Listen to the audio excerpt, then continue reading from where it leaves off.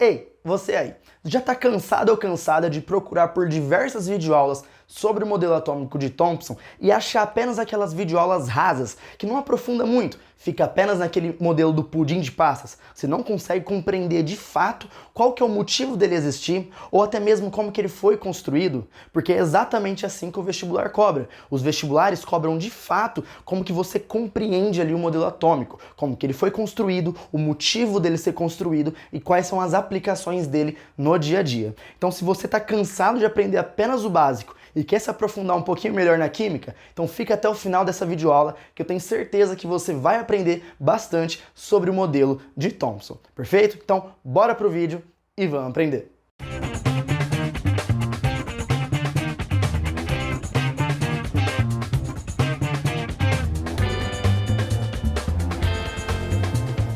Bom dia, boa tarde, boa noite ou boa madrugada para você aí de casa que está me assistindo. Seja muito bem-vindo ou bem-vinda a mais uma videoaula aqui do canal. Pessoal, e nessa videoaula de hoje eu vou dar continuidade a essa playlist maravilhosa que eu estou preparando para vocês. Essa playlist de modelos atômicos. Bom, se você analisar o decorrer dessa playlist, você já pode perceber que tem uma aula sobre Demócrito e Leucipo, que ali eu também falo um pouquinho sobre Empédocles, sobre Aristóteles. Depois tem uma aula de Dalton e agora vai ser uma aula sobre o modelo atômico de Thomson. Mas você pode estar se perguntando, Bruno, como que essa videoaula é sobre o modelo atômico de Thomson se não existe nenhuma palavra aqui escrita Thomson nessa lousa? Muito bom, pessoal. Muito bem observado, caso se você tenha notado isso. A questão é o seguinte, se você está estudando comigo nessa playlist, você já reparou que eu tenho uma forma de evoluir o meu assunto. Eu nunca já começo de fato no assunto porque sempre há algo que a gente precisa compreender de fato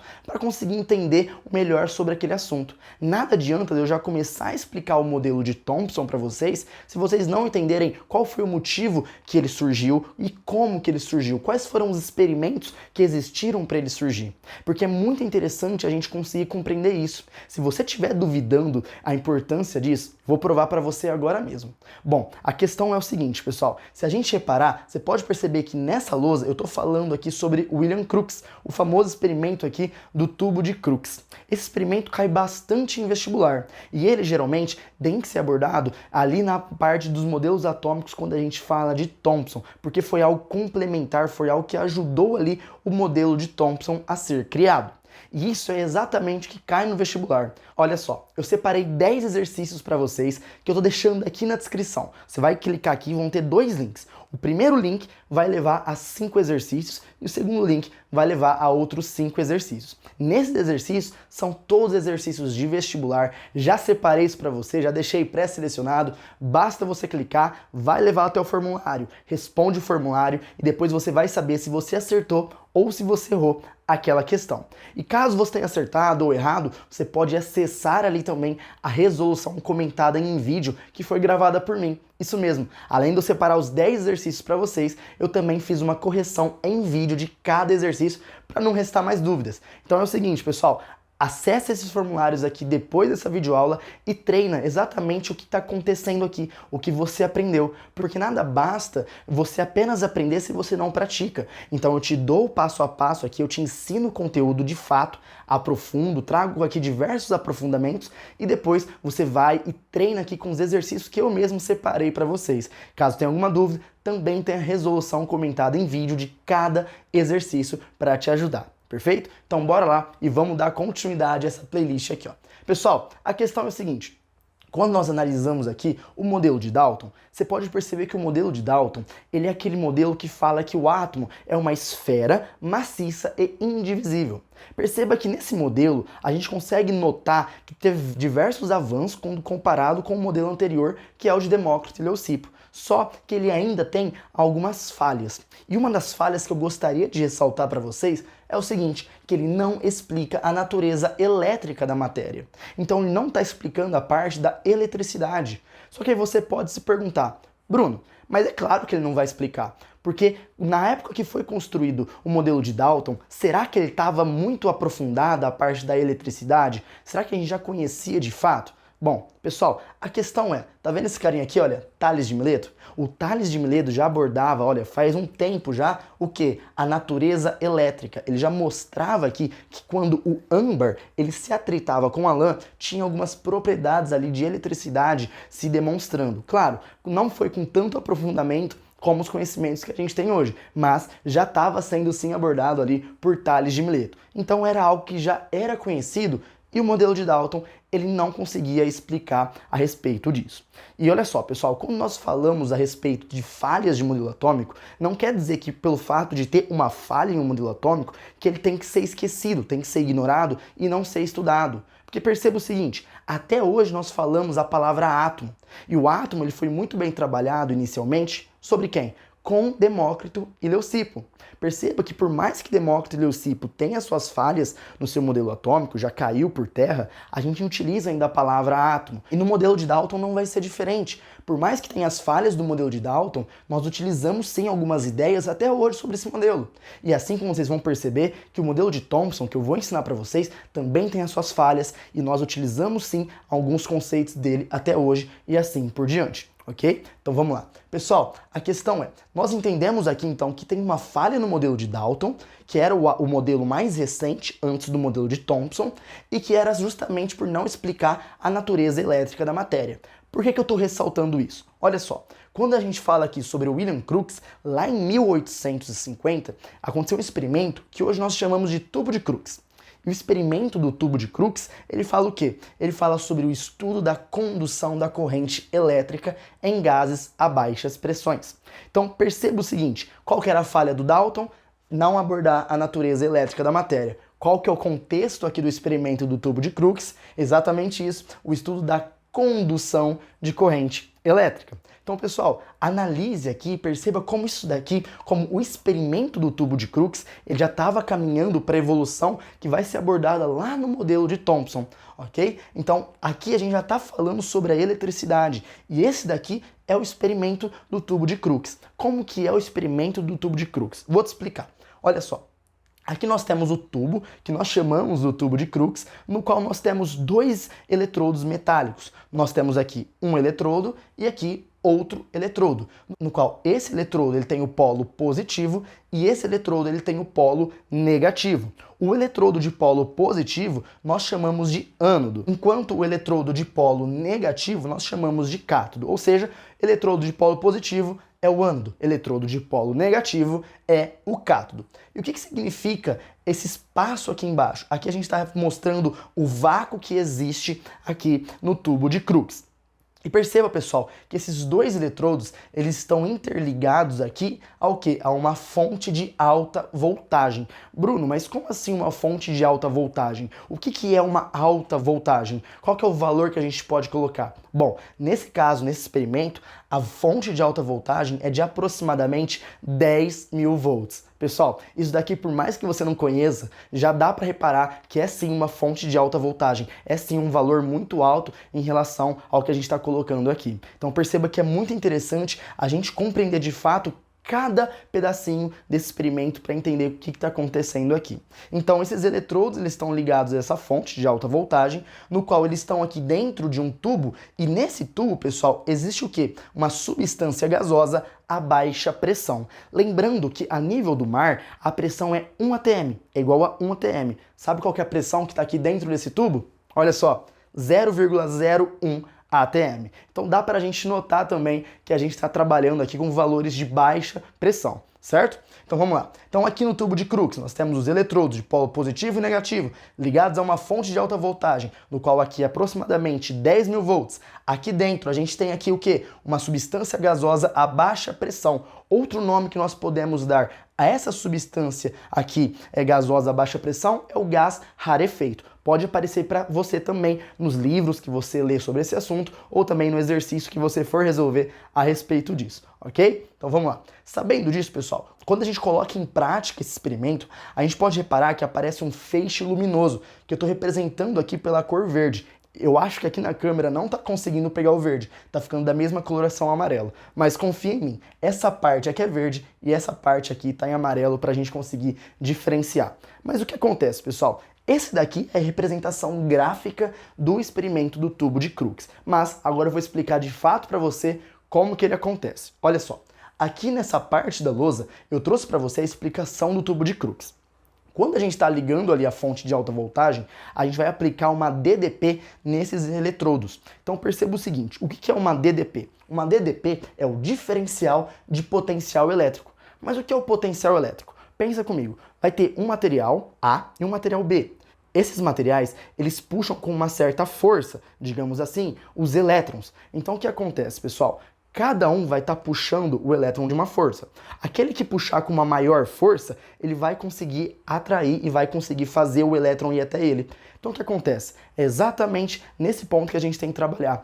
Aquele material que ele tiver um maior potencial elétrico, ele vai atrair os elétrons para ele. E o que tiver menor potencial elétrico, ele vai perder os elétrons para o outro eletrodo. Então o que acontece? Esse material, supondo que ele tenha um maior potencial elétrico e esse daqui tem um menor potencial elétrico, os elétrons estão indo nessa direção. Vai um elétron, outro elétron e assim por diante, gerando uma corrente elétrica. Tá vendo como começa a fazer sentido as coisas? Então, tendo uma diferença de potencial elétrico, ou seja, tendo diferentes potenciais elétricos, a gente vai gerar aqui uma corrente elétrica. Então, olha só.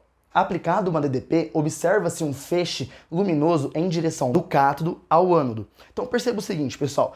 Então, aplicado uma DDP aqui, pessoal, a gente percebe que tem um feixe luminoso saindo do cátodo em direção ao ânodo. Então, qual que é o sentido desse feixe luminoso? É esse daqui, pessoal. O sentido é exatamente esse. Ele sai do cátodo e vem ao ânodo. E é por isso que nós chamamos de raios catódicos. Então, esse feixe luminoso que é gerado aqui, a gente chama ele de raio catódico, pelo fato dele estar saindo do cátodo e indo em direção ao ânodo. Perfeito? Então vamos lá, olha só. Então, feito algumas variações aqui, a gente vai conseguir compreender que os raios catódicos têm 3 pontos que a gente precisa estudar. O primeiro dele é o quê? É que ele incide em uma natureza retilínea. Porque olha só, por que será que eu desenhei aqui o raio catódico reto? Uma natureza retilínea. Por que eu não desenhei ele fazendo algumas ondas? Porque eu não desenhei ele batendo nas extremidades e fazendo esse trajeto? Porque a natureza dele é retilínea. E a gente vai conseguir compreender daqui a pouco o porquê disso. Além disso, nós também conseguimos analisar que ele apresenta uma carga negativa e também ele apresenta massa.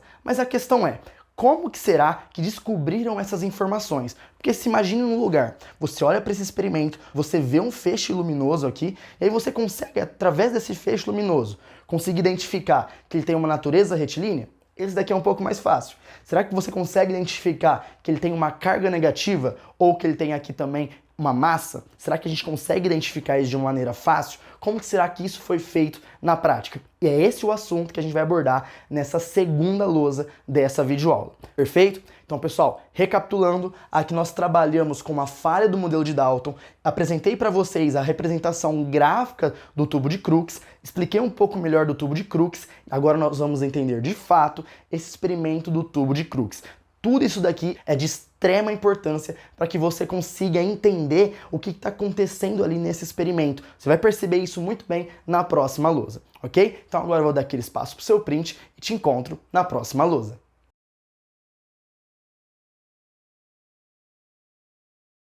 Bom, pessoal, então dando continuidade a essa aula maravilhosa, olha só a lousa que eu preparei para vocês. Bom, nesse canto aqui a gente vai entender um pouco melhor como que funciona aqui o tubo de Crookes, aqueles 3 tópicos que eu coloquei na lousa anterior, lembra? É aqui que a gente vai aprender e aqui a gente vai aprofundar mais ainda aprendendo sobre os raios anódicos ou os raios canais. Pessoal, eu sei que às vezes, se você não gosta muito de química, pode parecer um pouquinho chato aprofundar tanto, mas de verdade, você vai perceber que isso é fundamental para a sua evolução. Novamente, pessoal, tudo isso daqui que eu tô colocando para vocês na lousa, eu provo para vocês com exercícios de vestibular aqui na descrição que isso realmente cai no vestibular. Então não é importante aprender apenas para conseguir compreender de fato os modelos atômicos que vêm a seguir do Dalton. Isso já é muito importante. É interessante já que a gente entenda isso para compreender de fato o modelo de Thomson. Só que além disso, o objetivo objetivo que você busca, caso ele seja a aprovação no vestibular, isso daqui é fundamental para que você consiga atingir esse objetivo, ok? Então vamos lá, vamos dar continuidade, que só pelo fato de você estar até aqui já mostra que você tem um interesse muito grande em adquirir cada vez mais conhecimento. Eu tenho certeza que você é capaz de aprender, por mais que isso daqui possa ser difícil para você. Vou explicar com um jeitinho aqui, com carinho, e eu tenho certeza que você vai aprender. Vamos lá? Olha só, lembra que eu falei para vocês lá na lousa anterior que o experimento do tubo de Crookes, ele vai apresentar aqui os raios catódicos, eles vão apresentar o quê? Uma natureza retilínea, vai apresentar também uma carga negativa e também apresenta massa? Pois bem, lá eu coloquei uma indagação para vocês que vocês se perguntem assim, poxa, mas como será que a gente consegue analisar todos esses pontos num raio catódico? Vamos lá, vou te ensinar agora. Olha só, nesse ponto aqui, ó, no primeiro tópico que eu tô colocando para vocês, é o quê? Que é identificando a natureza retilínea dos raios catódicos. Novamente aqui, pessoal, nós temos aqui o tubo de Crookes. Perceba que ele está um pouco mais simplificado que o anterior. E é por isso que é importante ter aquela introduzida que a gente teve na lousa anterior. Aqui nós já sabemos, por mais que não esteja representado, que há uma fonte de alta voltagem aqui presente, porque no tubo de Crookes precisa dessa fonte de alta voltagem. Por mais que nós não estamos falando aqui na presença ali de um gás rarefeito, de um gás a baixa pressão, ele está presente aqui, porque é preciso isso para que aconteça de fato aqui o experimento do tubo de Crookes. Ok? Então aqui, pessoal, nós conseguimos perceber que nós temos um eletrodo e outro eletrodo.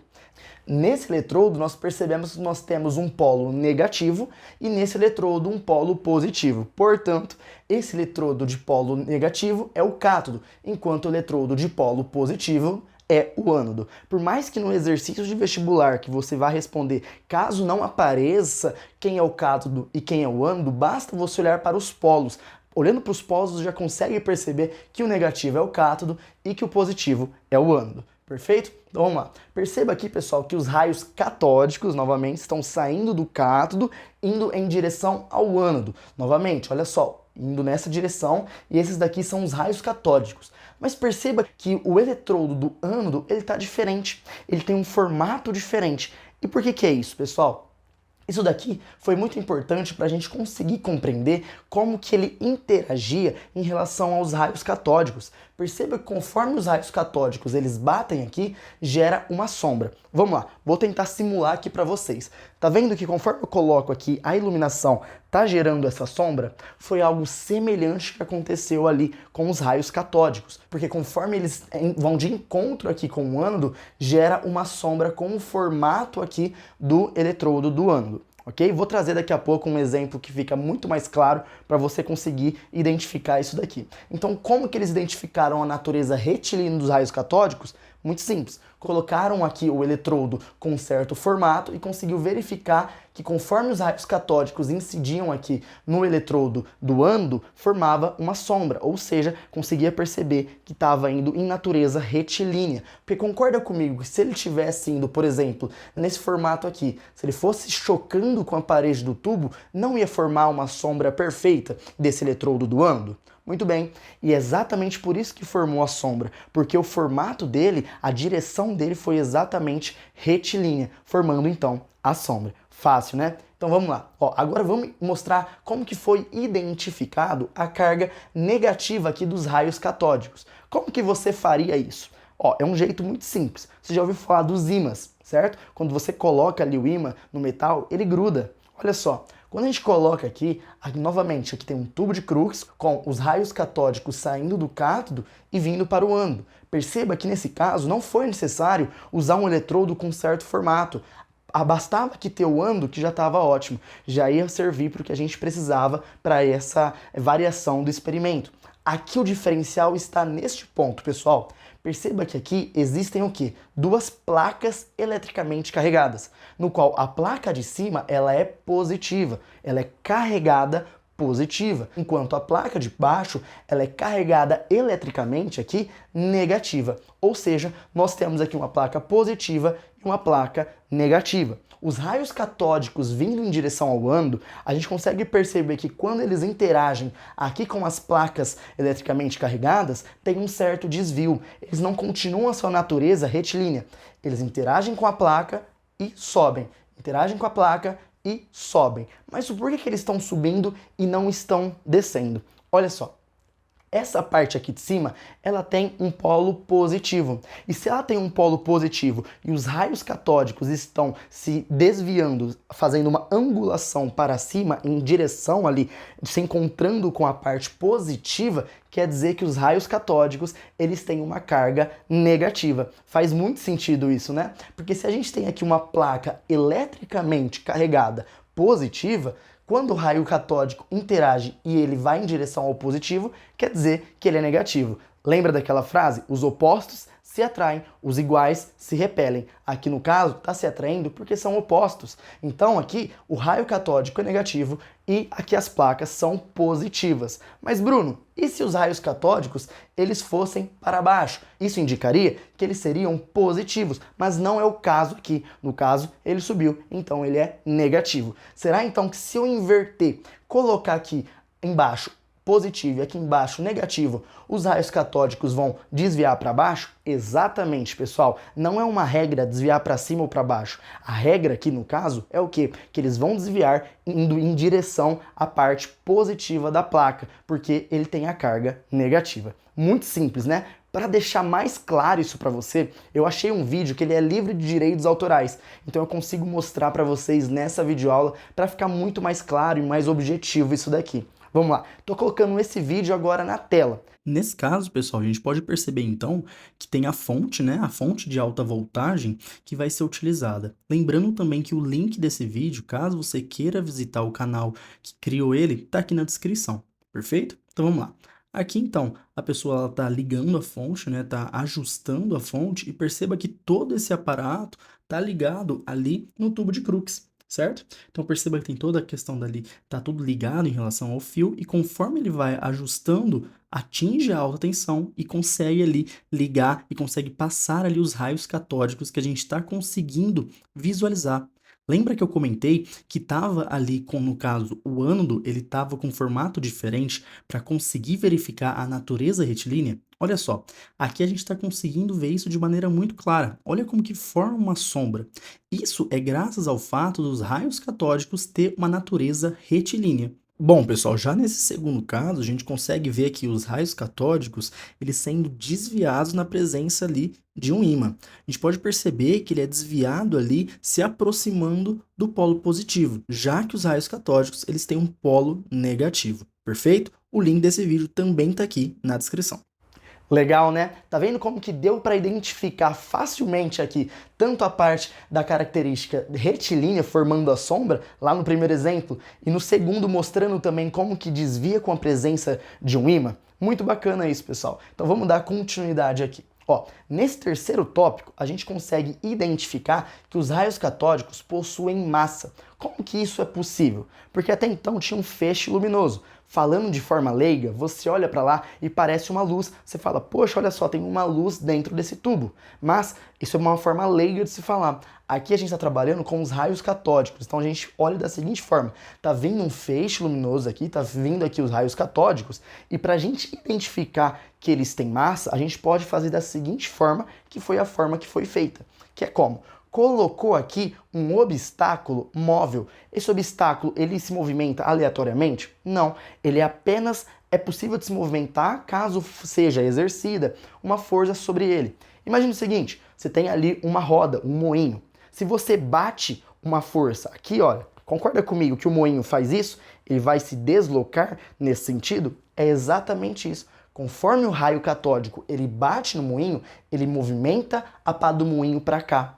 E aí, consequentemente, vem mais raio catódico batendo e assim por diante ele começa a fazer um movimento circular.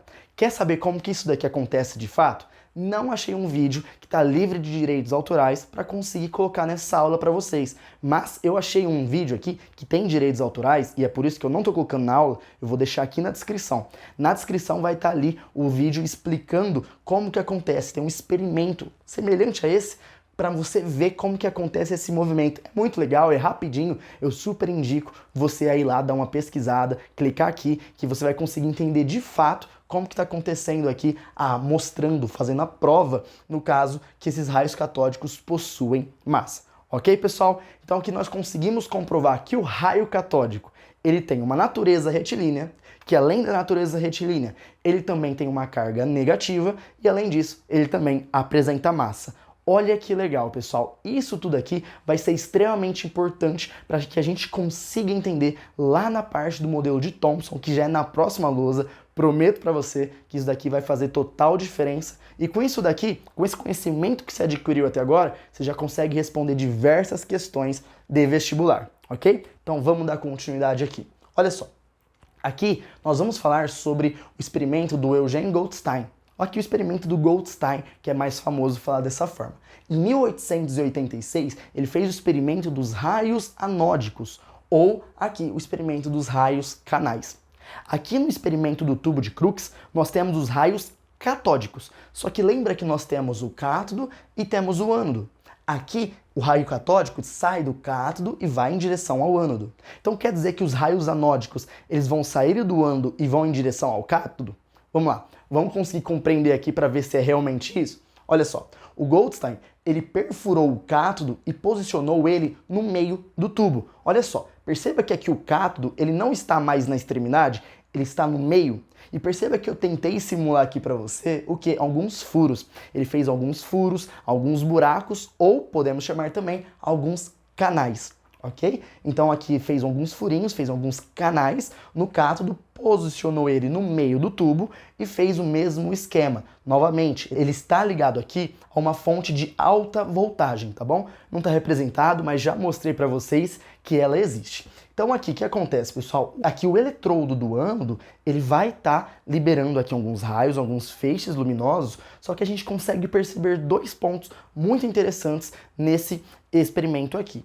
Perceba que aqui do cátodo tem algumas setinhas voltando e algumas setinhas continuando. Por que é isso, pessoal? Até então, a gente estava analisando aqui no tubo de Crookes os dois eletrodos inteiros, a gente não tinha perfurado. O raio catódico ele estava saindo do cátodo e se chocando com o ânodo. Mas o que garante que o ânodo também não estava liberando, só que não estava conseguindo formar porque não estava conseguindo atravessar o raio catódico? Bom, nesse experimento a gente conseguiu deixar isso muito claro.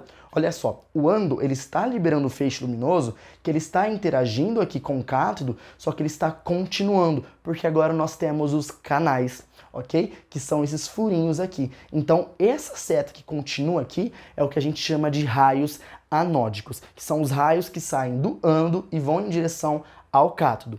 Esses raios aqui, a gente pode perceber o quê, pessoal? Que além dos raios catódicos, formou-se aqui um feixe luminoso em direção oposta, que nem eu disse para você.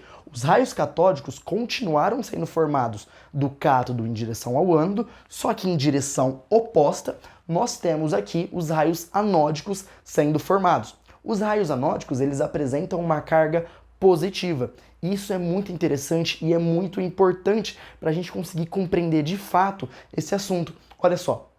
Nessa parte aqui, a gente percebe que ainda existem os raios catódicos, olha, eles estão aqui, e os raios anódicos estão aqui. Enquanto o raio catódico ele apresenta uma carga negativa, os raios anódicos eles apresentam uma carga positiva.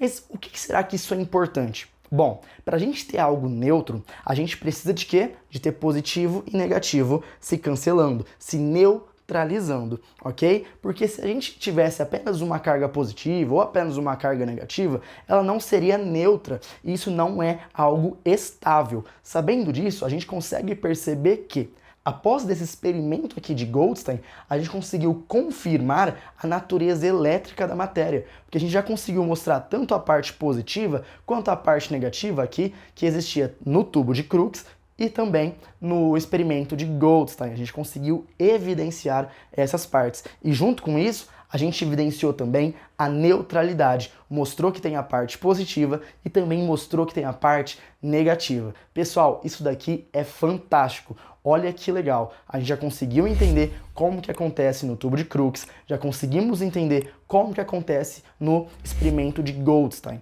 Entendemos aqui o que foram os raios catódicos, o que foram os raios anódicos, e agora a gente vai unir todo esse conhecimento e juntar para conseguir compreender como que aconteceu o modelo de Thomson. Você vai perceber que esses dois experimentos aqui, eles serviram como base ali para o modelo de Thomson, e isso vai ser algo que vai te ajudar para te compreender de uma forma que você nunca tinha compreendido esse modelo. Perfeito, pessoal? Mas antes de eu trazer o restante dessa aula, perceba o seguinte, tá vendo esse QR Code aqui? Se você ficou até essa parte da videoaula, eu tenho certeza que você está muito interessado em aprender e você é um aluno ou uma aluna que valoriza muito a parte aprofundada do conteúdo. Se você é esse tipo de aluno, preste atenção. Eu tenho certeza que em algum momento você estudando pela internet já falou assim, nossa, eu aprendo muito mais com esse professor da internet do que com meu professor, com minha professora do presencial. Pessoal, se caso eu sou esse professor que você aprende mais, se a minha didática é algo que agrega você, que você consegue compreender comigo, e se você gosta também de aulas extremamente completas, se você gosta de abordagens que não deixa faltar absolutamente nada sobre o assunto, faz o seguinte, lê esse QR Code e vai te encaminhar para o meu WhatsApp. E lá no WhatsApp você manda uma mensagem que a gente conversa certinho. Porque se você consegue aprender em apenas uma videoaula comigo, imagine estudando o ano todo. Ok? Caso você esteja assistindo no celular, estou deixando o link desse QR Code, o link do WhatsApp, aqui na descrição também. Perfeito? Então agora eu vou dar aquele espaço para o seu print e eu te vejo na próxima lousa. E nessa próxima lousa eu vou te mostrar o tão esperado modelo de Thompson. E você vai perceber que valeu muito a pena entender o tubo de Crookes, entender o experimento de Goldstein. Você vai conseguir ter outros olhares para o modelo de Thompson e vai gabaritar qualquer questão que aparecer para você sobre esse modelo nos vestibulares. Perfeito? Então, até a próxima lousa. Pronto, pessoal, agora dando continuidade a essa aula, essa daqui é a última lousa, então agora a gente finaliza. Vou falar da parte mais esperada dessa aula, que é justamente o quê? O modelo de Thompson. Agora nós vamos conseguir compreender o famoso modelo do pudim de passas, vocês vão conseguir compreender de uma forma muito mais direta, de uma forma muito mais completa, que não vai faltar nada, perfeito? Então vamos lá. Tudo aquilo que a gente viu antes, ou seja, a gente viu lá as falhas de Dalton, a gente viu o tubo de Crookes, viu o experimento de Goldstein, foi praticamente para a gente conseguir compreender esse experimento aqui do Thompson, perfeito? Então vamos lá, olha. O experimento de Joseph John Thompson, que foi realizado em 1897, pessoal, vocês podem perceber também que em algumas literaturas, alguns livros ou algumas questões pode aparecer, ao invés de Thomson, pode aparecer Thompson, com um P mudo aqui no meio, tá bom? Mas é a mesma pessoa que está se referindo. Não precisa ficar com medo caso tenha essa mudança. Então vamos lá. Olha só, o Thomson aqui ele aplicou campos elétricos e magnéticos aos raios catódicos. Tudo bem, até agora nada muito novo, porque a gente já percebeu, para a gente conseguir determinar que o raio catódico ele tem uma carga negativa, a gente fez essa exposição dele a um campo ali que tinha polos positivos e negativos. Então isso, até agora, nada de novo. Vamos continuar aqui, olha. Ele analisou o desvio do movimento linear para estudar a razão entre a carga e a massa das partículas. Então, pessoal, é aqui que está o pulo do gato. É aqui que o Thompson ele conseguiu fazer algo revolucionário. Olha só, tá vendo esse tubo aqui? Ele é bem diferente do que o tubo de Crookes, né? A gente tem outros pontos aqui que a gente vai explorar um pouco melhor agora. Olha só. Aqui nós temos um eletrodo e aqui nós temos outro eletrodo. Nesse caso, aqui é um eletrodo negativo, continua sendo o cátodo.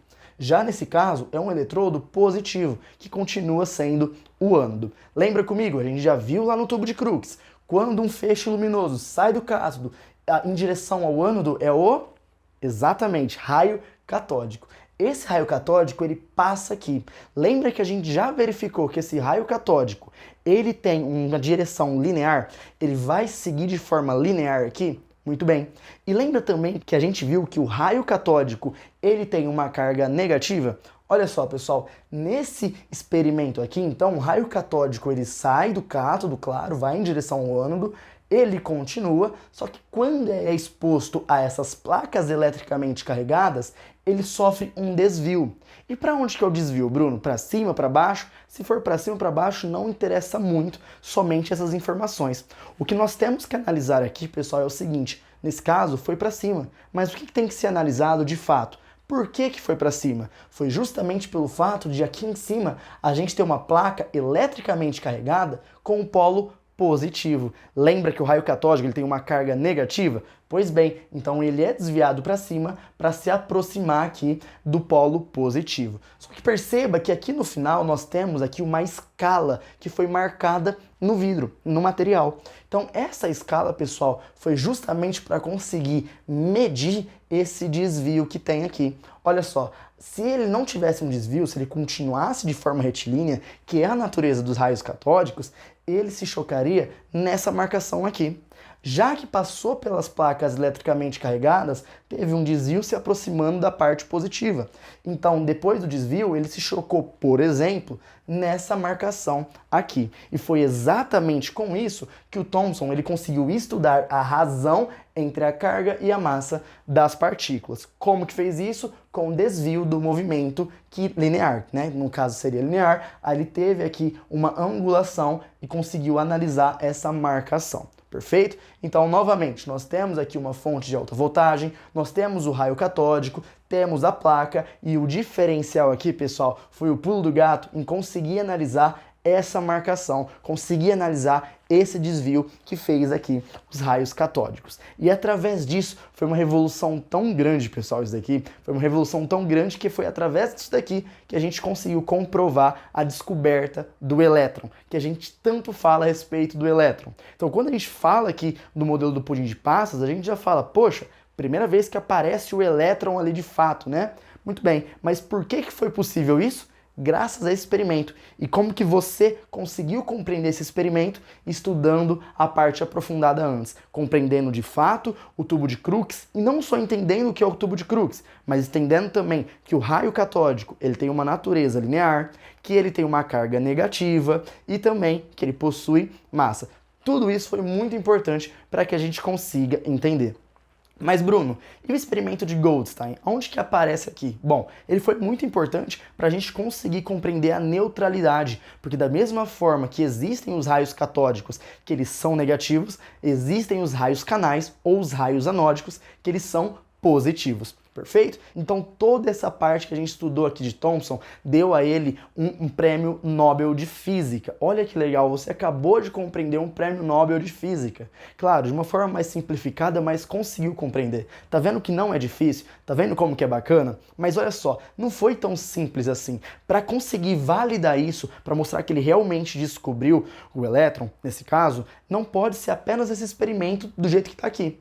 Por quê? O que garante pra gente que esse fenômeno não acontece só se a gente utilizar um eletrodo de um material X? A gente precisa testar com vários materiais esses eletrodos e vários gases que estão presentes aqui. Lembra daquele gás rarefeito? Então, nós temos que mudar os gases aqui para justamente conseguir provar que não é algo específico do material que a gente está utilizando, mas sim de qualquer material que a gente colocar aqui. E é por isso que o experimento foi feito com o cátodo utilizando 20 metais diferentes e diversos gases, para a gente provar que é algo geral, ok? Para a gente provar que não é algo específico do material. E é por isso que ele conseguiu ganhar o prêmio Nobel. Olha a mágica que é isso daqui, pessoal. Isso daqui é muito lindo. Pra gente que é da química, da física, isso daqui é maravilhoso. Isso daqui representa uma evolução gigantesca na ciência, ok? Então, através disso também, pessoal, em todos os casos, encontrou-se a mesma relação carga-massa dessas partículas. Não vou entrar aqui na parte matemática com vocês, mas através disso, todo o resultado que apareceu aqui em relação à carga-massa era o mesmo, ok? Então, por isso que conseguiu comprovar a descoberta do elétron. Sabendo, então, agora tudo isso que a gente passou, o aprofundamento, entendeu agora de fato como que apareceu o elétron na história, vamos entender o que você estava esperando aqui? Vamos entender o modelo do pudim de passas? Então vamos lá. Olha só, pessoal, o famoso modelo de JJ Thomson, o famoso modelo do pudim de passas. O que é o modelo do pudim de passas? Vamos começar primeiro com a parte teórica aqui, depois eu trago explicando para você em relação aqui ao desenho, ok? Vamos lá, ó. O átomo é uma esfera de massa homogênea positiva. Presta atenção nisso, esfera de massa homogênea positiva, isso é importante, com elétrons incrustados. Vamos lá, ó. Logo, o átomo se mantém em formato esférico. Lembra que lá no modelo de Dalton, o átomo ele era esférico, maciço e indivisível? Muito bem, aqui o átomo ele continua sendo esférico, o formato continuou o mesmo, só que agora, pessoal, agora que vem a evolução no modelo atômico, ele passa a ser divisível. E por que ele passa a ser divisível? Pelo fato da descoberta do elétron. Bruno, isso daqui é um E, não é um elétron. Não, isso daqui é um E com uma carga negativa. É uma forma da gente representar o elétron. Você faz o E e uma carga negativa, já que o elétron ele tem carga negativa. Perfeito? Então olha só, sabendo então que agora o átomo ele continua com formato esférico, só que agora ele é divisível graças à descoberta do elétron, ele também a gente pode falar que apresenta uma explicação para a natureza elétrica da matéria. E olha como que essa aula ela fica redondinha, como fecha tudo que eu conversei com você. Comecei a aula falando que Dalton não conseguiu explicar a natureza elétrica da matéria. E olha só, o modelo de Thomson já supre uma das falhas do modelo de Dalton, que é justamente conseguir explicar a parte elétrica da matéria. E consequentemente com isso, veio aqui que o átomo ele é sim indivisível. A gente apresenta aqui os elétrons. Perceba que nesse caso a gente falou uma massa homogênea positiva. Ou seja, disso daqui, de toda essa esfera, você pode imaginar o seguinte, por que chama pudim de passas? Muito bom, o Thomson, ele morava no Reino Unido. Lá tem um doce muito famoso que é o pudim de passas, que é uma massa e tem passas incrustadas nele ali. Então o que isso quer dizer? Quer dizer então que a massa positiva, que seria uma esfera, certo? Uma esfera de massa positiva, de massa homogênea, não teria espaços entre elas, seria massa homogênea. Só que nessa massa homogênea, nós teríamos diversas partículas incrustadas, grudadas ali, que no caso a gente chama de elétrons. São partículas negativas. Vamos trazer isso para o Brasil, vamos trazer aqui para o BR? Olha só, talvez você nunca comeu um pudim de passas, pelo menos eu nunca comi. Mas muitos professores fazem essa analogia com o quê? Com o famoso panetone, chocotone, brigadeiro, no qual tem uma massa com alguma coisa incrustada, seja a fruta cristalizada, seja a gota de chocolate, ou seja o granulado ali do delicioso brigadeiro. Então perceba que sempre vai ter a massa ali e algumas partículas incrustadas. É a mesma coisa aqui no modelo de Thomson. Uma massa positiva, tá vendo os vários positivos aqui, com elétrons, que são partículas negativas, incrustadas, ok? Mas lembrando, continua sendo esférico, uma massa homogênea positiva com partículas negativas incrustadas, que são o famoso conhecido pudim de passas. Percebeu como isso daqui é maravilhoso, pessoal? E olha só, para deixar você um pouquinho mais feliz, isso daqui, se você acha que não foi importante você conseguir aprender, nas questões que eu coloquei aqui embaixo para você, uma questão cobrou exatamente isso. Tem essa figura na questão e ela ficou muito famosa, tá bom? Então, pessoal, a aula foi essa. Não se esqueça que aqui embaixo eu deixei 10 questões com muito carinho para vocês. São 10 questões muito bem selecionadas, no qual você vai para um formulário, responde. Caso você acertou ou você errou, quer descobrir um pouco melhor como que faz a resolução? É só clicar no link que eu já te levo para minha correção comentada em vídeo, no qual tô eu e você ali respondendo o exercício e conseguindo responder, te mostrar de fato como que resolve o exercício. É só aula aprofundada, completa, totalmente de graça aqui no YouTube para você. Tem exercício comentado, tem exercício para você testar. Me fala outro professor aqui do YouTube que te fornece tudo isso de graça. Se você acha que você consegue compreender de fato o assunto comigo desse jeito, imagina estudando comigo com o decorrer do ano. Se em uma única aula você já aprendeu tudo isso, imagina aprendendo aí com o decorrer do ano. Então faz o seguinte, lê esse QR Code ou clica no link aqui na descrição e vamos conversar comigo no WhatsApp, que eu tenho certeza que eu consigo te ajudar mais ainda. Ok? Então agora eu vou dar aquele espaço para o seu print, te vejo nos exercícios, depois nas correções comentadas e eu espero que você volte para essa playlist para conseguir aprender um pouco mais dos modelos atômicos. O próximo modelo é o modelo de Rutherford. Será que você sabe sobre ele? Será que tem muito mais coisa aí para você aprofundar e aprender? Então vamos assistir a aula e vamos ver, perfeito? Então aquele espaço para o seu print e até o próximo vídeo.